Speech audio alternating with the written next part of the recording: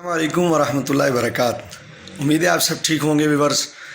بہت سارے لوگ ہمیں یہ سمجھانے کی کوشش کر رہے ہیں کہ لبیک والوں کے ساتھ جو ہے معاہدہ جو ہوا ہے وہ ایک لالی پاپ ہے اور ہاتھ ہو گیا ہے لبیک والوں کے ساتھ، اور یہ معاہدہ جو ہے بالکل بیکار قسم کا معاہدہ ہے، اس معاہدے کا کوئی فائدہ نہیں ہے۔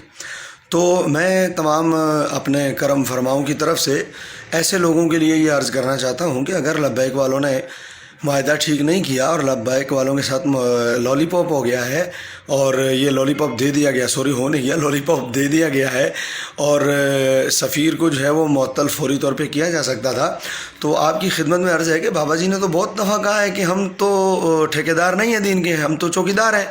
تو اگر وہ لوگ جو یہ سمجھتے ہیں کہ یہ معاہدہ جو ہے وہ یہ ایک لالی پاپ ہے تو ٹھیک ہے، کوئی مسئلہ نہیں۔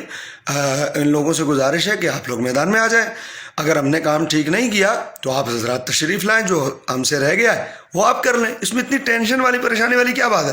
بابا جی نے تو کئی دفعہ کہا ہے کہ ہم چوکیدار ہیں، تو اگر چوکیدار نے چوکیداری ٹھیک نہیں کی ہے تو آپ حضرات میدان میں آئیں۔ جس کو یہ سمجھ میں آ رہا ہے کہ معاہدہ ٹھیک نہیں ہوا، بھائی جان میدان گھوڑے بھی یہی ہیں، میدان بھی یہی ہے، اتنی ٹینشن لینے کی کیا ضرورت ہے؟